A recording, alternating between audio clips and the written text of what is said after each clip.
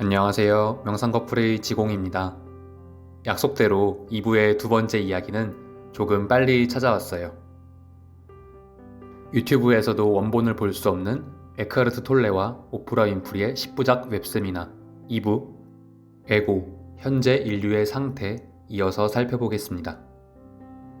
이메일로 질문이 왔습니다. 저는 젊음을 보내고 늙은 얼굴과 몸으로 점점 변이 되는 것이 괴롭습니다. 그런 소유욕과 강박을 어떻게 놓아버릴 수 있을까요? 특히 젊음과 아름다움에 집착하는 사회에 사는 한 여성으로서요.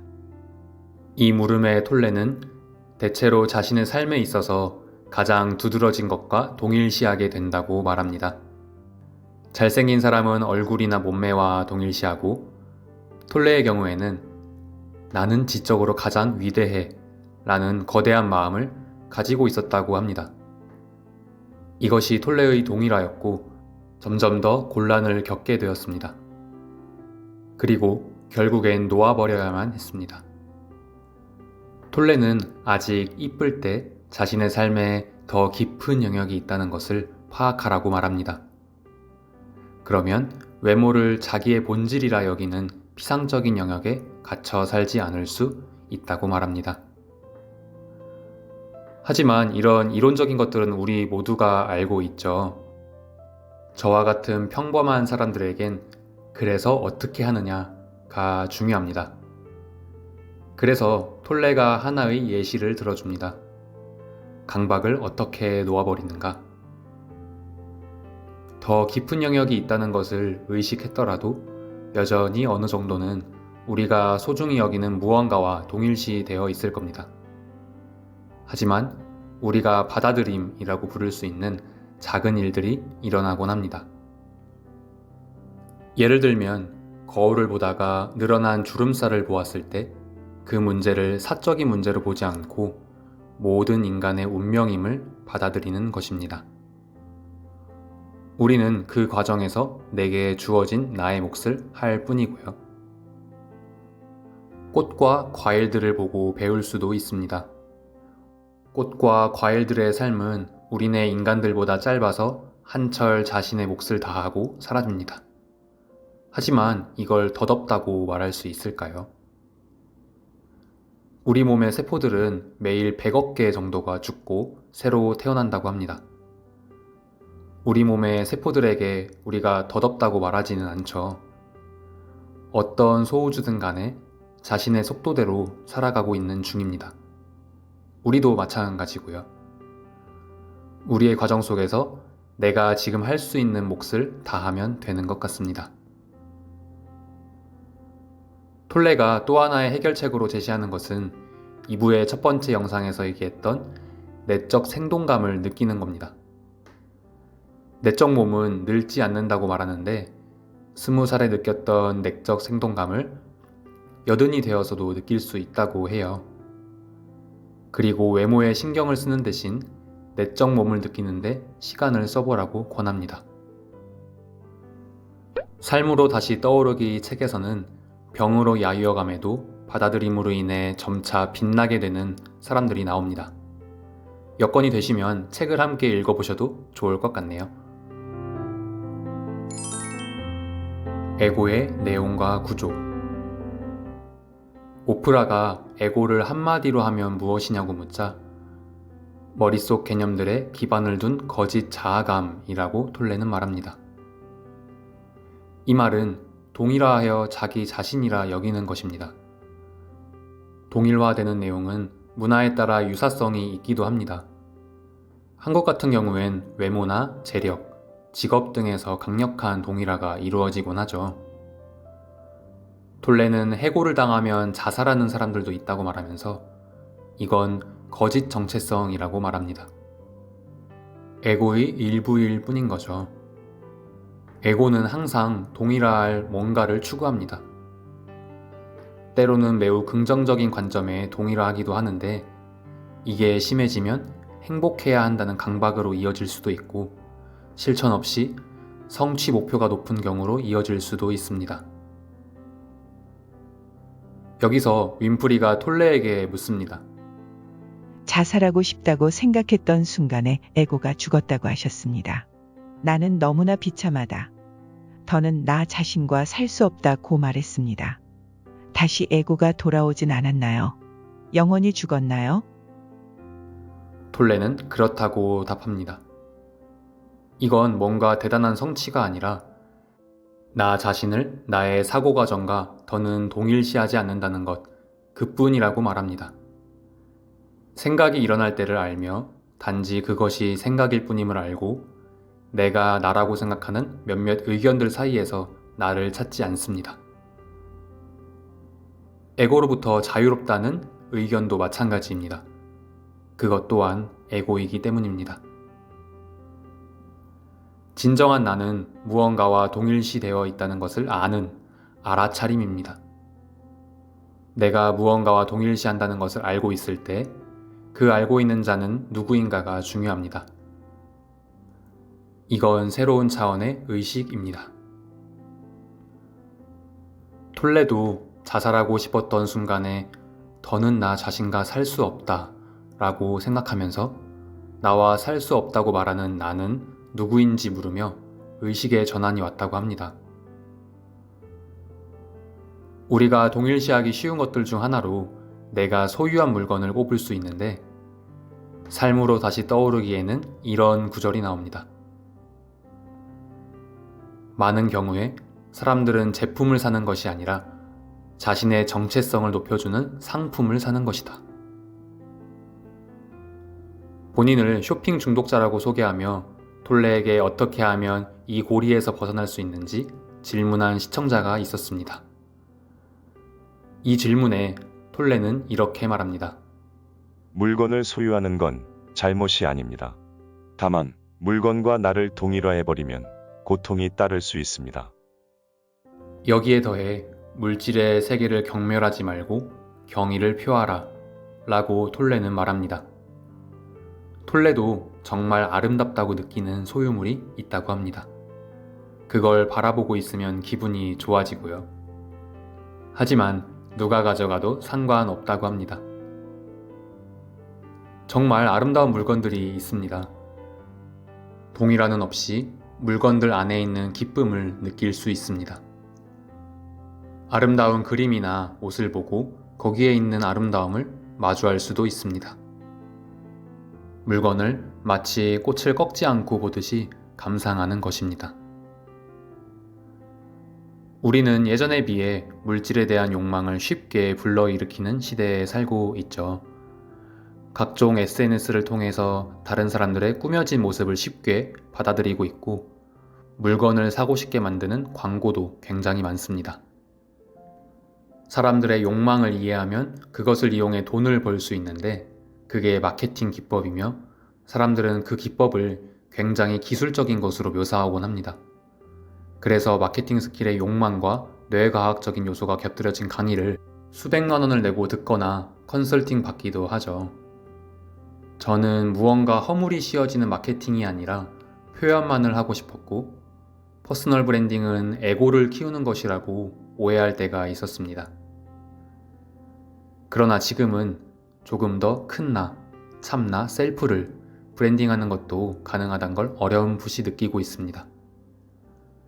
아직은 구별이 어려워서 그저 느낌에 맡기고 있는데 이 영상을 보고 계신 분들 중 비슷한 경험을 하신 분들께서 댓글로 이야기를 나눠주시면 좋겠습니다. 정말 큰 도움이 될 것 같아요. 에고와 우울증으로부터 벗어나기. 저는 우울증으로 고생하는 사람들과 가까운 관계를 맺고 있습니다. 그들과 이야기를 나누면서 도움이 되려고 노력하고 있어요. 우울증을 겪고 있는 사람들은 자기 자신을 우울증과 강하게 동일화하는 것 같은데 제가 그렇게 느끼고 있는 것이 그 사람들에게 도움이 될까요? 이 질문에 톨레는 자신도 우울증이었음을 고백합니다. 어느 날 밤에 깨어나서 이 불행한 자신은 내가 아니라는 것을 깨달을 때까지는 그랬다고 하면서요. 나의 있음에 대한 감각을 나의 이야기, 불행한 자신보다 훨씬 깊은 곳에서 느낄 수 있었습니다. 톨레는 다른 사람에게 너는 에고 이미지와 동일시하고 있어 라고 말하는 건 저항에 부딪힐 것이라고 웃으면서 말합니다. 좀 더 섬세하게 말할 필요가 있습니다. 그리고선 한 가지 좋은 방법을 얘기해 주는데요. 친구에게 자신을 위해서 무엇을 해왔니? 라고 물어볼 수 있습니다. 이건 에고에 위협적이지 않은 방식입니다. 왜냐하면 그 친구가 자신이 해온 것을 이야기한다면 자기 생각을 관찰한 것이며 이전에 어느 때보다도 자신의 생각들로부터 떨어져 있는 셈이기 때문이죠. 그래서 생각은 단지 생각일 뿐이야 라는 걸 스스로 깨닫게 해주는 겁니다. 그 이야기의 고리를 강화하지 않으면서 사고 과정 자체에도 저항하지 않는다면 그것만으로도 상대가 알아서 알아차림의 상태에 들어설 수 있다고 말합니다. 그리고 도움을 주고자 했던 질문자도 톨레가 들어준 이 예시 속에선 그냥 그곳에 상대방을 위해 지금에 있었을 뿐 아무런 행함이 없었습니다. 이 부분이 핵심 부분처럼 느껴지네요. 우리가 애써 누군가를 바꾸려고 하는 게 때로는 폭력이 될 때가 있습니다. 그래서 그저 상대를 받아들이고 인정하라는 말들을 듣기도 하죠. 하지만 인정을 넘어서 상대방을 위해 지금의 있음을 한다면 그 강렬한 에너지는 전염될 것이고 상대방도 좋은 에너지와 함께 온전한 자신의 모습을 발견할 수 있을 것 같습니다. 그럼 남을 바꾸려 하는 것 말고 내 잘못된 버릇을 고치는 건 어떤지 궁금하기도 한데요. 다음 이야기가 도움이 될 것 같습니다. 내게 변화를 가져오는 것은 우리의 잘못된 버릇을 완전히 고치려 할 때 그것이 우리 자신을 받아들이는 대신 저항하는 것은 아닌가요? 이 질문에 톨레는 이렇게 대답했습니다. 당신이 나쁜 버릇을 고치는 게 아니라 당신이 그것들에 대한 알아차림을 가져올 때 그 나쁜 버릇들이 떨어져 나가는 것입니다. 오랫동안 조건화된 행동이나 생각의 형태에 대한 알아차림을 당신이 가져오면 그것들이 저절로 떨어져 나갑니다. 따라서 변화를 가져오는 것은 내가 아니라 알아차림의 일어남입니다. 에고는 미래를 필요로 한다. 에고의 주요 구조 중 하나는 그것이 절대 만족하지 않는다는 점입니다. 그래서 에고는 미래를 필요로 합니다. 에고는 어떤 시점에서 스스로 완벽해지는 것을 추구하는데, 그래서 지금 있는 상태에서 무언가를 더 얻어서 미래에 완벽해지고자 합니다. 하지만 당연히 만족은 없습니다. 이를 어찌해야 할까요? 우리의 인생에서 절대적으로 가장 중요한 것은 바로 지금, 이 순간입니다. 그걸 느끼지 못하도록 하는 게 에고라는 걸 알아차려야 합니다. 에고는 지금에 있을 때 존재할 수 없습니다. 그럼 즐거운 과거의 기억들은 어떨까요? 좋습니다. 다만 과거에서 일어난 일이라고 하나 실제로 일이 벌어지는 건 모두 지금이라는 걸 기억해야 합니다. 그런 일들을 기억하는 건 지금이면서 미래에 뭔가 일어날 일을 생각하는 것도 지금입니다. 톨레가 이 세미나와 책 삶으로 떠오르기 뿐만 아니라 톨레의 삶을 통해서 말하고 있는 건 단 한 가지입니다. 지금 이 순간을 살아라. 톨레뿐만이 아니라 모든 영적 지도자들이 공통적으로 하는 말이죠. 깨어 있어라, 알아차려라, 지금을 살라. 우리에겐 지금만이 있지만 우리의 머릿속에는 과거도 미래도 있는 게 사실입니다. 그러니 우리가 과거를 생각할 때 참 좋았지 하며 떠올리는 건 좋으나 후회를 하면서 자꾸 지금 부족한 것에 집중하면 지금에 있지 못한다는 말 정도로 이해하면 될 것 같아요. 에고는 적극적으로 사는데 도움을 주지 않을까? 세상으로 나가는 길을 만들어갈 때 자신감과 적극성을 띤 성격은 더 좋은 직장을 구하는 데도 도움을 줍니다. 그런데 저는 이런 성격들이 에고와 연관되어 있다는 것을 알게 되었고, 제 질문은 이제 어떻게 그런 에고를 넘어설 수 있는가입니다. 이 질문은 제가 오래전부터 품고 있던 질문이고 여전히 명확한 답을 내리지 못하고 있는 질문입니다. 톨레는 이에 대해 두 단계로 나눠서 설명을 해줍니다. 첫 번째 단계, 에고에 대하여 알게 되는 것. 톨레가 에고에 대해 알아차리는 게 첫 번째라고 하자 윈프리가 이렇게 반문합니다. 하지만 여전히 세계 최고의 불량배이면서도 에고를 알고 있기만 하면 그래 나 불량배야 정말 최고의 에고로군 이라고 말할 수도 있지 않나요? 오프라 윈프리가 저와 같이 평범한 사람의 입장에서 들 수 있는 의문들을 매번 이렇게 집어줘서 고마운데요. 톨레는 윈프리의 질문에 이렇게 답했습니다. 그런 경우엔 진짜로 알고 있다고 보기 어렵다고. 만약 알아차린다면 에고에 완전히 사로잡히지 않을 거라고 말입니다. 두 번째, 지금에 있기. 미래나 과거를 실용적인 목적으로 사용할 수 있고 그건 충분히 좋은 일이지만 지금 이 순간에 머물러야 합니다. 에고는 그곳에 오지 못합니다. 무언가를 기대하지도 더 나아지길 원하지도 않고 그 순간에 머무르는 것입니다. 톨레는 그 순간에 머무르는 연습으로 자신의 몸과 에너지를 느껴보라고 말하는데요. 2부에서 자주 나오는 내적 몸을 느껴보라는 말과 같습니다. 내적 몸은 내면의 깊은 나로 볼 수 있는데 이전 영상 2부의 1편을 참고하시면 더 도움이 될 것 같아요. 첫 번째, 에고에 대해 알기. 두 번째, 지금에 있기.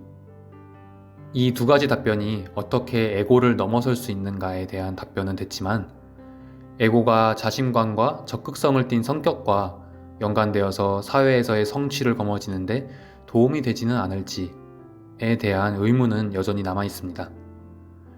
이 고민은 1부에서도 말씀드렸는데요. 이에 대해 정성스레 댓글을 남겨주신 분이 있어서 공유합니다. 내용을 요약하면 선불교를 포함한 동양권에서는 에고를 지우라고 말하고 서양권에서는 참 나뿐 아니라 에고도 꽃을 피워야 한다. 성경에서도 에고가 참나를 위해 일하게 해야 한다라는 말이 있다 였습니다. 말씀해 주신 것처럼 동양에서는 에고를 없애거나 통합하는 걸 말하고 서양에서는 균형을 맞추는 걸 위주로 설명해 주곤 합니다. 조셉 캠벨이나 칼 융처럼 참 나를 배로, 자아는 배를 운전하는 함장으로 비유하는 분들도 있고요. 솔직한 마음으로는 참 나를 배로, 자아는 함장으로 비유한 게 속 시원하긴 합니다. 그러나 이 마음이 내가 더 많은 성취를 하고 싶어하는 욕심과 에고에서 비롯된 게 아닌지 분간이 조금 어렵긴 해요. 그래도 한 가지 말할 수 있는 건 진정한 균형은 분리가 아니라 통합에 가깝다는 겁니다. 이 말은 시소처럼 양쪽을 저울질하는 게 아니라 파도타기 하듯 균형을 잡아가는 걸 말합니다. 이런 면에서 본다면 동양권에서 말하는 에고를 지우는 것이나 서양권에서처럼 의식과 에고의 균형을 잡아가는 것이나 둘 다 불이일원론, 즉 분리가 아닌 통합을 이야기하는 것 같다고 느껴집니다. 평화란 무엇인가? 2부를 마무리하며 오프라가 평화가 무엇이냐고 묻습니다. 톨레는 이렇게 답합니다. 평화는 당신이 지금 이 순간과 내적으로 가지런한 상태로 살아갈 때 찾아오며 그것이 무엇이든 그냥 그것인 것을 의미합니다. 당신이 더는 그냥 그것인 것과 논쟁하지 않을 때, 내적으로 싸우지 않을 때, 지금 이 순간은 원래 그랬듯이 이미 언제나 그렇게 있습니다.